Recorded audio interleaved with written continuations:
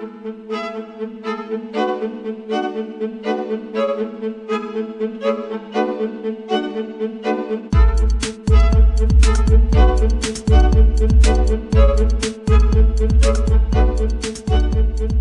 me tell you about Codex-Alimentarius. Let me define it for you. Let me help you understand the enemy. And let me assure you that absolutely nothing that I'm going to tell you is exaggerated, is interpolated, or is imagined. Everything I'm going to tell you is documented. And a great deal of it is documented on my website, which is www.healthfreedomusa, one word, healthfreedomusa.org. Let me back up and tell you that I've been watching Codex come toward us for about the last decade. And I've been watching the votes in Congress, which, God help us, is our bastion of support and protection against Codex, and I'll explain why that is. I've been watching the votes to protect our health freedom dwindle until finally in the 109th Congress, without a good deal of activity, we didn't have the votes to protect us. I've been watching Codex accelerate, and I've been watching it expand, and I've been getting more and more troubled. Let me give you a brief rundown of Codex then. After the Second World War, the Nuremberg tribunals were held, in which people who had committed crimes against humanity were judged by the world community in a court run by the United States and Britain, and they were sentenced to terms in prison if they were found guilty of crimes against humanity. One of the people found guilty of crimes against humanity was the president of a huge industrial megalith called IG Farben. IG Farben produced the gas used in the gas chambers, Cyclone B. They produced the steel for the death camps and the railroad lines. They produced the munitions, they produced chemicals, they produced all kinds of stuff. They produced pharmaceuticals. Big pharmaceutical company. So the president of IG Farben was convicted of crimes against humanity. Now, he's a sort of artistic fellow and creative. He was the one who was responsible for the slogan that people saw as they entered Auschwitz, usually for the last time. Arbeit macht frei. Work brings freedom. Creative sort of fellow. So he was sitting in jail and he said, well, that didn't work. What else can we do? I've got it. Food. He who controls food controls the world. So when he got out of jail, he went to his UN buddies and he said, have I got an idea for you? If we take over food worldwide, we have power worldwide. And his UN buddies said, cool idea. And so they created a trade commission. That's a very important pair of words, a trade commission called the Codex-Alimentarius-Kommission. It is not a public health commission. It is not a consumer protection commission. It is a trade commission. Trade is about what? Money. Business. Trade is about profit. Well, they said in 1962, we're going to work toward total global implementation of Codex-Alimentarius on December 31st, 2009. Long term. And they set up a bunch of committees on fish and fishery, fats and oil, fruits and vegetables, ground nuts, nutrition and foods for special dietary uses, and so on. There are currently about 27 Codex committees. There are regional organizations, there are task forces, and so on. So it's a huge bureaucratic monstrosity. It's immense. Codex has promulgated well over 4,000 guidelines, standards, and regulations on everything which can legally be put into your mouth, with the exception of pharmaceuticals. They are not part of Codex. Important. Now, Codex standards have no legal weight whatsoever. Zero.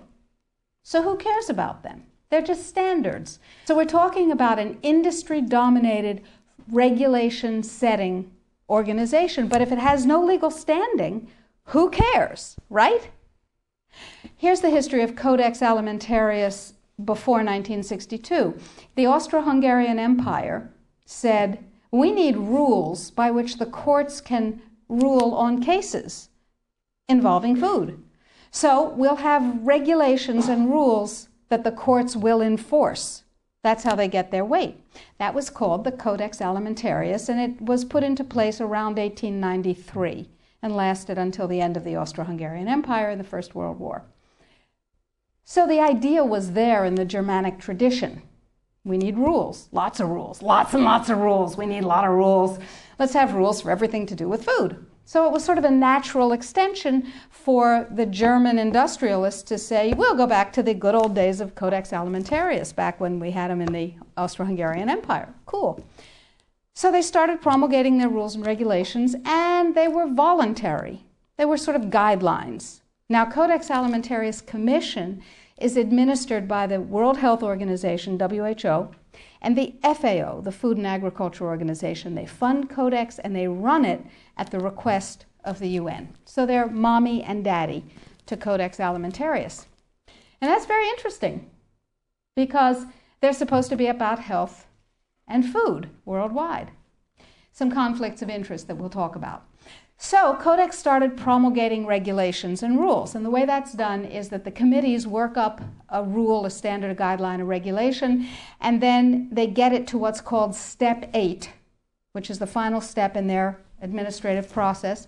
And then it's presented to the Codex-Alimentarius-Commission for ratification, like the vitamin and mineral guideline was presented to the Codex-Alimentarius-Commission on July 4th this past summer. It was ratified, it was approved by consensus, and it is now, despite the propaganda that you're going to hear, if you ever hear about it in the media, it is now mandatory upon any member country of the WTO, the World Trade Organization. Well, what in the world do they have to do with it? And the answer is everything. The World Trade Organization, you see, accepted Codex when the World Trade Organization was formed in 1994. Okay? They said, well, how are we going to decide trade disputes around food if we don't have a set of rules? I know. We'll accept the Codex-Alimentarius rules. And all the members of the WTO worldwide will, get ready for an Orwellian term, harmonize with our standards, with the Codex standards. Harmonize. I suggest you capitalize the first 4 letters in your mind. So everybody's supposed to harmonize with Codex. And when they harmonize with Codex, then if they get pulled into the World Trade Organization dispute resolution process, they have a chance of winning. Because, here's the kicker. You ready for this one? If 2 countries go into the World Trade Organization dispute resolution process, and one of them is Codex compliant, and one of them is not Codex compliant, the one that is Codex compliant automatically wins regardless of the merit of the case. People are using Codex compliance as a weapon in a much bigger economic battle. So, every country in the world is racing to do what? To become Codex compliant. So, in the United States, the situation is, okay, how do we become Codex compliant when we have laws that protect us? And you have to remember that Codex does not serve consumer well-being, does not serve health. It serves what I call the 5 bigs. Big pharma, big chema, big biotechna, big agribiz, and big medica. Little you and little me are not served by Codex in the least. So before we go forward and talk about the rest of what has to happen, let's ask what Codex does. You probably all know about the vitamin and mineral guideline that was ratified on July 4th. You may not know that although it is said that Codex guidelines, regulations, and standards which have been ratified are voluntary, they are not voluntary. That is known as a lie. They are mandatory, but they are not fully mandatory until December 31st, 2009. They're sort of kind of a little bit mandatory now, and they're totally mandatory then. Okay, so what does Codex do? Why do I care enough about Codex to close my practice and stop treating patients who came to me from around the world to help them regain their health and be radiantly well with non-toxic means, which is a very satisfying thing to do. I love it. And it also provided me with an income. That was nice. Why am I concerned enough? Okay, let's talk about the vitamin and mineral guideline first. In 1994, here in the United States, DSHEA, the Dietary Supplements, Health and Education Act, was passed, which classifies nutrients and herbs as foods. As foods, you can set no upper limit on them.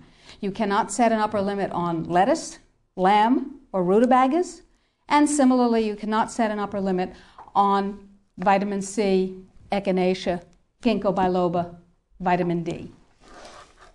And access to nutrients is freely given to us. We are allowed to have any nutrients we want because, and this is a very important point, under common law, anything not forbidden is permitted.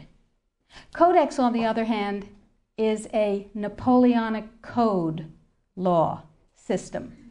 Under Napoleonic Code, anything not permitted is forbidden. That's called a positive list. So, vitamins and minerals. In 1994, we passed DSHEA. Nutrients are foods. We can have as much of them as we want. It's our business. In 1994, Codex, with no notice here in this country whatsoever, declared nutrients, put on your intellectual seatbelts, declared nutrients to be toxins. They're poisons. Dangerous industrial poisons. As poisons, we have to be protected from them. How do you protect somebody from a poison? You use toxicology. You use a science called risk assessment. A quick primer on risk assessment. First, you take the substance that's poisonous and you feed it to animals and you determine the dose that kills 50% of them. That's called the LD50. Okay? And you extrapolate what the LD50 for a human being might be. Then you go down to the other end of the dosage range and you start feeding itty-bitty tiny bits of it to test animals. And you come up with the largest possible dose, the maximum permissible upper limit, that can be fed to an animal before a discernible impact is shown. Okay? No discernible impact. Then you divide that by 100. That's how they do it in risk assessment. And now you've got a safety margin. So you've got 1/100th of the dose that can be given, the largest dose that can be given with no discernible impact. Okay? Nutrients under Codex not only are limited to those nutrients on the positive list, and we anticipate there will be 18 of them, and they do not include CoQ10, glucosamine, chondroitin sulfate. They do include fluoride, which, to my knowledge as a physician, has absolutely no biological benefit whatsoever. But it does make people complacent. Fluoride was first used in the Gulag because it was discovered that prisoners who were fed fluoridated water were complacent and you could do anything you wanted to them. They were easy to manage. So you have 18 nutrients. You have itty-bitty, teeny-weeny, little-bitty doses that are determined scientifically to have no effect on any human being. Now, in this country, we have a problem. We have déchets. We got to get rid of déchets in order to harmonize with Codex. That part of Codex, anyway. So how do we get rid of déchets? We attack it legislatively, of course. And there are 5, count them, 5 bills currently before Congress designed to overturn, gut, invalidate, and otherwise get rid of déchet. Because once déchet is gone, we can harmonize with a vitamin and mineral guideline. So what we're talking about is waking up one morning and being very surprised to find that high-potency, therapeutically effective, clinically significant nutrients are now illegal in the way that heroin is illegal. Not available with a prescription, illegal. If these nutrients have any impact on the human body, they are illegal. That's just the vitamin and mineral guideline. Let's talk about milk. We have recombinant bovine growth hormone, and now we can choose milk with it or milk without it, butter with it, butter without it, right? Not under Codex, because under Codex, every dairy cow on the planet must be treated with Monsanto's recombinant bovine growth hormone. Furthermore, under Codex, every animal used for food on the planet, whether it has fins, feet, or feathers, every animal on the planet must be treated with subclinical antibiotics. Must be treated with subclinical antibiotics and must be treated with exogenous growth hormones. Codex requires, mandates that all food be irradiated unless it's eaten locally and raw. All food, including organic food, of course. So is it organic afterwards? Well, of course, the organic standards are incredibly low. The organic standards allow a farmer to use veterinary drugs, including growth hormones, antibiotics, etc., on animals, and then at his whim reclassify them as organic. But farmers are our friends, and they would never do that, right? Right. Codex sets limits for the dangerous industrial chemicals that you can have in your food. And the limits are incredibly high. Go to Codex-Alimentarius, do a Google search, and look, there are drop-down menus at the top of the official Codex page. Look at the toxins and the veterinary chemicals and the levels that are set. They are terrifying to me, terrifying.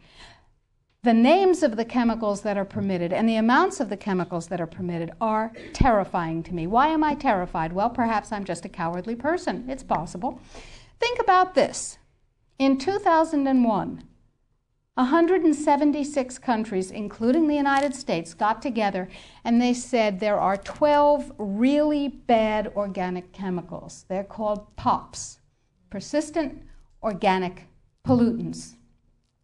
There are a lot of them, but there are 12 that are so bad that nobody could disagree that those 12 POPs had to be banned worldwide.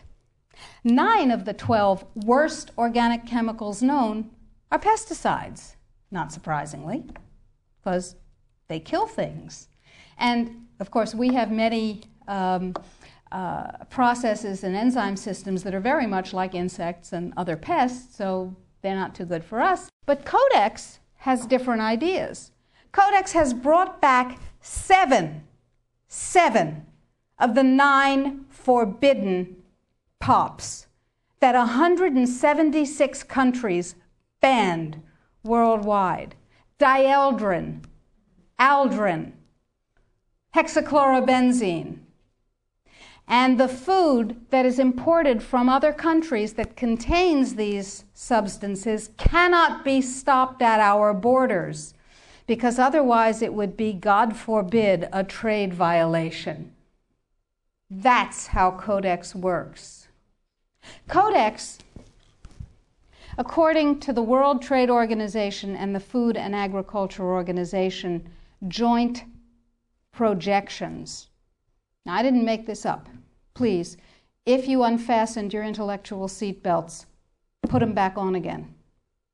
If you do the numbers in the WHO-FAO projections, the epidemiological projections, they estimate, not I, because what do I know?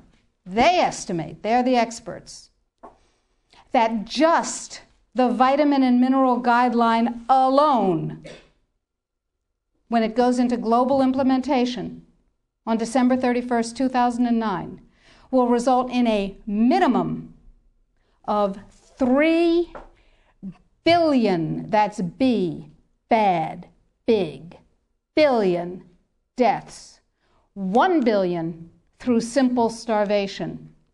Those folks who die are not particularly economically successful from the point of view of the corporations. When you're starving to death, how much good can you do when the issue is how much can you buy? Not a lot. Forget them. But the next 2 billion, they will die from the preventable diseases of undernutrition. Cancer, the single most profitable condition ever known to humankind. Cardiovascular disease, a good second. Diabetes, pretty good producer. And a whole host of other preventable diseases. Who will die? Who knows? Who will live? Probably those people who are wealthy enough and powerful enough to have their own pushers of clean food and nutrients. That's who will live. You and I? Probably not. Our children? Probably not. Our grandchildren? Probably not. So we're talking about food regulations that are in fact the legalization of mandated toxicity and undernutrition. It will be illegal if there's a famine in, wherever there's a famine, to ship high nutrient density biscuits to that country, and it will be illegal to distribute them. That's what we're talking about. Codex is big and it's bad, but it's not invulnerable. So the point is that we have to protect ourselves, and I believe that we have to regain global leadership, which we have lost, surrendered, squandered, sold. No global. No, we have. We have sold. Just joining the World Trade Organization surrendered our sovereignty. However, parenthetically, I have a team of constitutional lawyers looking at the following question: are we members of the WTO? Because if you remember from high school civics, the way you get a treaty to be a real treaty is to have it ratified by a 2/3 majority of the Senate. And the way we got into the WTO was they passed a law allowing Bill Clinton to fast-track us into the WTO. That's not a treaty. We are not in the WTO. All right. Yeah. Now, that's a piece of the battle. Tell George. We will tell George, but I don't think he's going to be relevant by the time we tell him. So that's a piece of it, but that's not going to save our lives right now, because do you know, picture in your mind a wasp or a bee trap where the insect voluntarily goes down the funnel and then can't get up out of the trap again? That's Codex. A regular law can be overturned, it can be repealed, it can be corrected by another piece of legislation. But once we become Codex compliant in any area, as long as we're members of the WTO, it can never be repealed because we have lost the sovereignty to become un-Codex compliant as long as we're in the WTO. So it's like going down that funnel and not being able to get up out of it. So it's very important that we make sure that we do not become Codex compliant. But then we'll be hit with all those big trade sanctions and the country will be destroyed economically, right? No. Remember surprise? One of the principles of war? Remember mass, where you take your strength and put it against the enemy's weakness? Well, here's what we've done. We have a team of lawyers who have spent hundreds of hours with us pro bono. These are good guy lawyers. These two gentlemen and we have spent hundreds of hours studying Codex, understanding its weaknesses, a lot of weaknesses, and constructing a strategy which will take the sucker down. It will take it down. But I need you. You are people that other people come to for information about safe, healthy food and nutrients.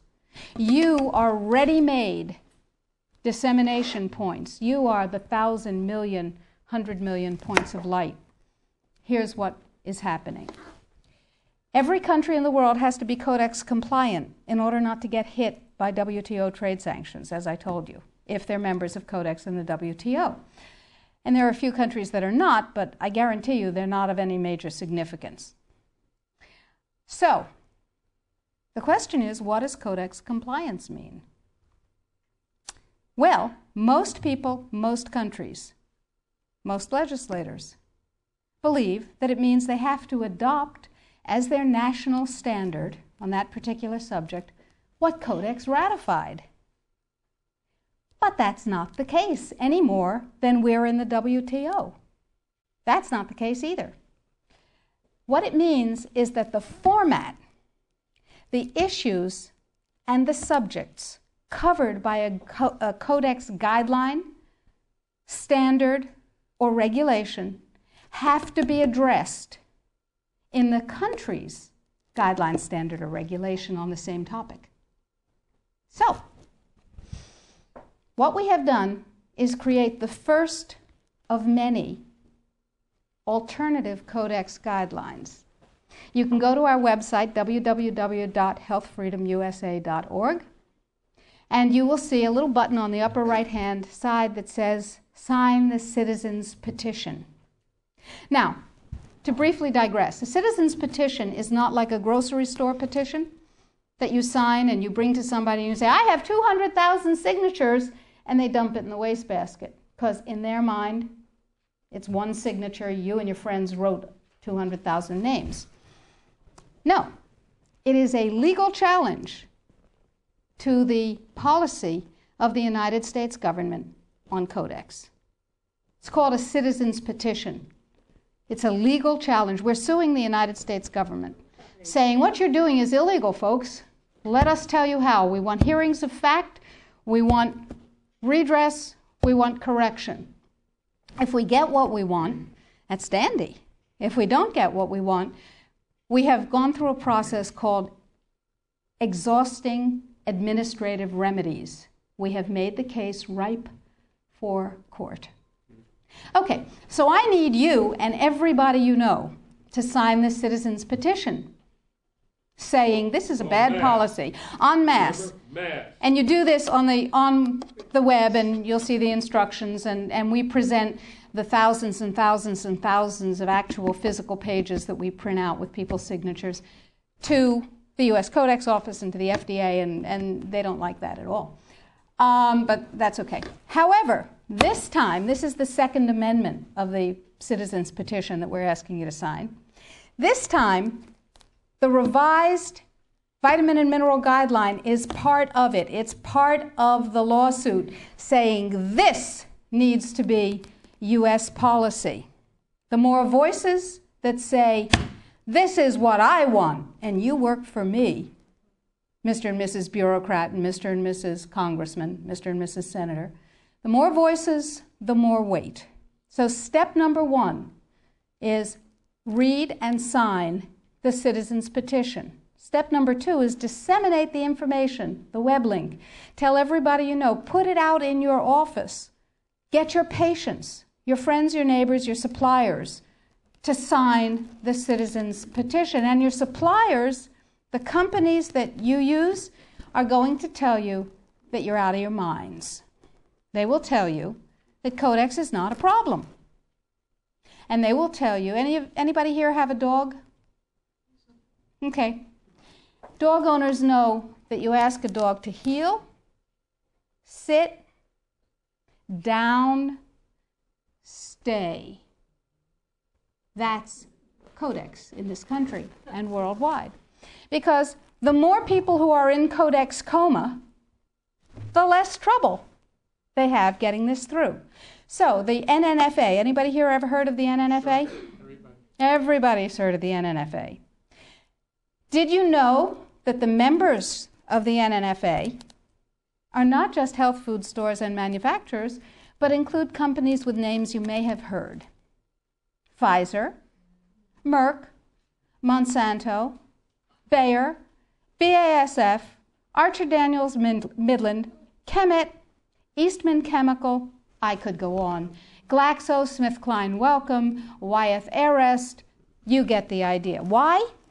Because after Deshay was passed and the nutrient business burgeoned, the pharmaceutical folks said, and they're not dumb, said there's gold in them thar pills. And they bought the means of production of many, many, many companies, and they bought the companies themselves. So they're in the nutrient business. What better way to kill the nutrient business, which is not nearly as profitable as the toxic chemical drug business, than to take it over? Works every time, right? CRN. Anybody here know about CRN? Council for Responsible Nutrition. Same members. They have lots of multi-level marketing companies. Same members. Okay? And they're serving their members' needs. They're saying, CRN is saying, yay, Codex is coming. It's going to protect us from those dangerous vitamins and minerals and herbs. And CRN is saying, it's fine. Go to sleep, lullaby, and good night. Everything's fine. And they use a report that they commissioned at a reputed cost of $800,000. A report, Sidley, Austin, Brown, and Root, a law firm in Washington, wrote a report for them. And it said, lullaby, and good night. Everything's fine. It won't have an impact on the United States. Everything's fine. Sidley, Austin, Brown, and Root has one major client whose name you might know, Merck. Now, it's entirely possible that NNFA just did a spectacularly bad job of due diligence, or not. Anyway, the report says everything's fine, everything's dandy, no problem, we've got Deshay. Yeah, sure we do. Now let's talk about Australia. Remember, 5 laws before Congress to overturn Deshay. And you can write to Congress on the website. The click of a mouse. I call it riding the freedom mouse. It's called security. Now, Congress uses a multiplier of 13,000 to 1. Every email, fax, phone call, letter. Don't write letters. They get decontaminated. They never get to Congress. Every email, fax, and phone call counts as 13,000 constituent opinions. They figure that if you write a letter or send an email, there are 12,999 lazy lunks who can't bother to get to the computer terminal to do the same thing, but they feel the way you do. Interesting. That's power, my friends. That's power. That's 13,000 to 1. So suppose we have 1 million people. Suppose we have 10 million people. Suppose we have 100 million people saying, don't you dare. Now, Congress has one rule above all others. Anybody know what it is? Get reelected. That's the primary rule, the prime directive, as Isaac Asimov would have called it. The prime directive is to get reelected. Now, Deshay was passed, you may remember, by unanimous congressional consent. Was that because one morning all members of Congress woke up and said, I see the light. nutrients are better than drugs. No. They said, oh, if I don't go along with this, I'll never be reelected to anything. You remember critical mass.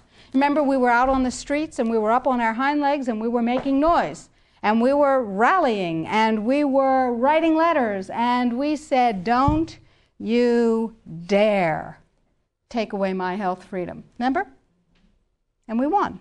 Except we got fat, dumb, and lazy and stopped protecting ourselves. So now we're in the same place again. Except it's all food instead of just nutrients. So that's point number one. Use the freedom mouse.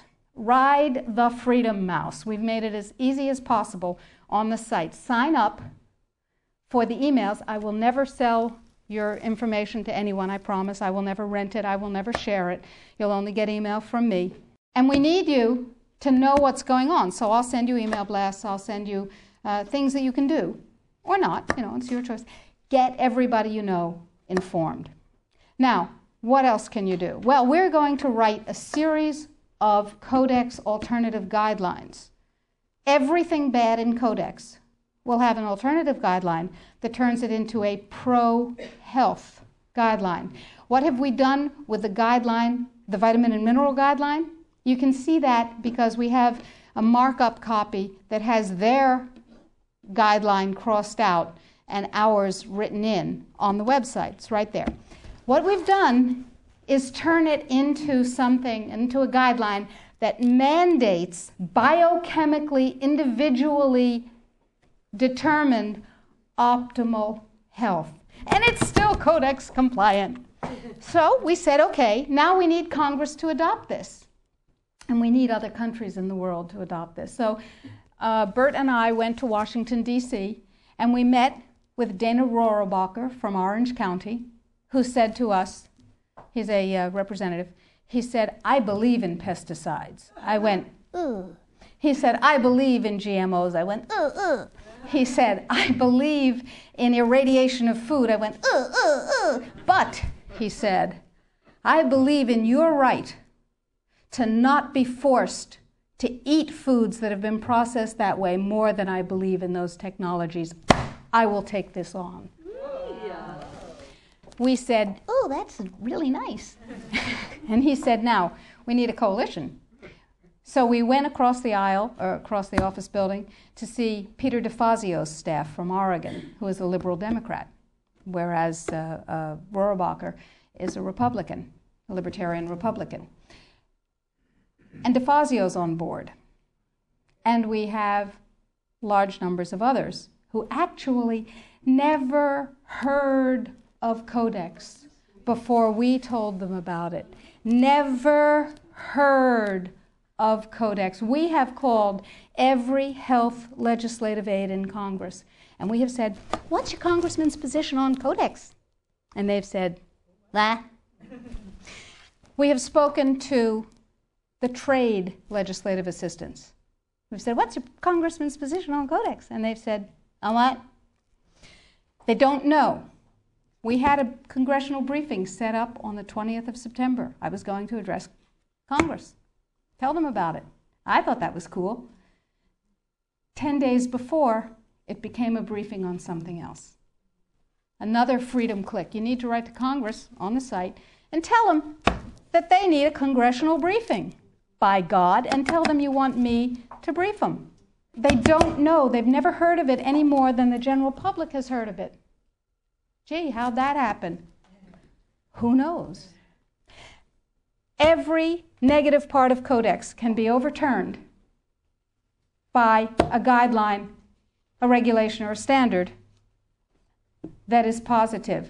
So we need your help, because the United States leadership in this guideline and all the positive guidelines to follow is what's going to literally save the population of the planet and save your jobs and your children and your families and mine. Thank you.